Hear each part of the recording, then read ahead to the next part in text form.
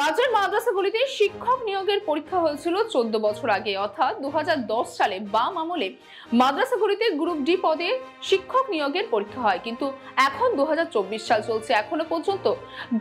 যে 14 বছর পার হচ্ছে সেই 14 বছরে কিন্তু যারা উত্তীর্ণ হয়েছিল তাদের এখনো পর্যন্ত নিয়োগ সম্পূর্ণ হয়নি এবং 14 বছর ধরে কোনো রকম কোনো নিয়োগ সম্পূর্ণ না হয় ইতিমধ্যে এই বিষয় নিয়ে কিন্তু কলকাতা হাইকোর্টে মামলা চলে। আমরা ইতিমধ্যে যে খবর পাওয়া যায়, যে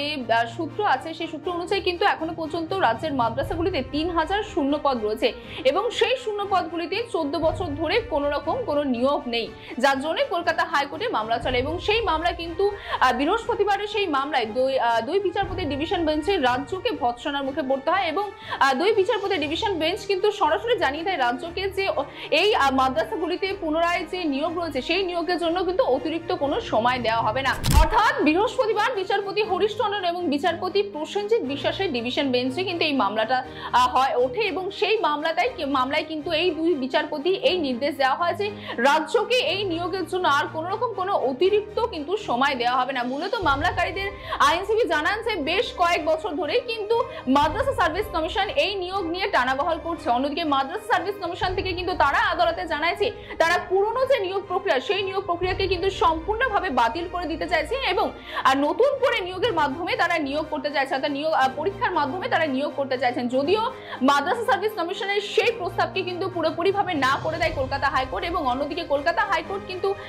মাদ্রাসা সার্ভিস কমিশনকে সরাসরিভাবে জানিয়ে দেন যে অতিরিক্ত কোনো সময় দেওয়া হবে না এই 3000 শূন্য পদে নিয়োগের জন্য। আপনাদের জানিয়ে রাখি যে এর পাশাপাশি কিন্তু মামলাকারীদের আইনজীবীরা তারা এটাও জানান যে 2019 সালে কলকাতা হাইকোর্টের বিচারপতি রাজশেখর মান্না কিন্তু তিনি নির্দেশ দিয়েছিলেন 14 দিনের মধ্যে এই শূন্য পদে নিয়োগের জন্য, কিন্তু তা সত্ত্বেও সেই সময় কিন্তু সেই নির্দেশকে রাজশেখর মান্নার সেই নির্দেশকে কিন্তু চ্যালেঞ্জ করেছিল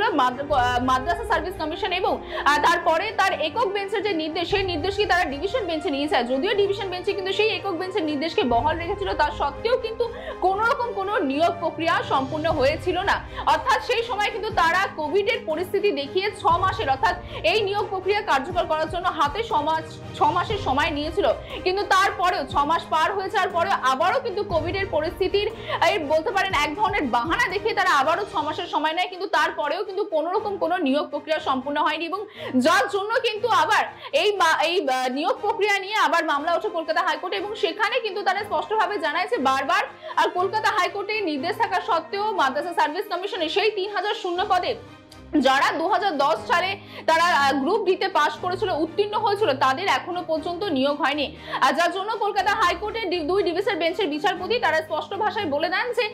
যেহেতু কলকাতা হাইকোর্টের বারবার নির্দেশ দেওয়া সত্ত্বেও মাদ্রাসা সার্ভিস কমিশন থেকে সেই নির্দেশকে অমান্য করেছে, সেই ক্ষেত্রে মাদ্রাসা সার্ভিস কমিশনকে কিন্তু 2 লক্ষ টাকা জরিমানার কথা বলা হয় এবং তার পাশাপাশি অতিরিক্তভাবে কোনো রকম কোনো সময় দেওয়া হবে না রাজ্যকে, সেটাও তারা জানিয়ে দেয়। অর্থাৎ 3 মাসের মধ্যে এই যে 3000 শূন্য পদ রয়েছে সেই 3000 শূন্য পদে নিয়োগের কথা জানিয়ে দেয় কলকাতা হাইকোর্ট। যদিও আমরা দেখলাম যেমনটা আপনাদের বললাম যে বারংবার কিন্তু কলকাতা হাইকোর্টের তরফ থেকে এই নির্দেশের জন্য বলা হয়েছিল, কখনো বলা হয়েছিল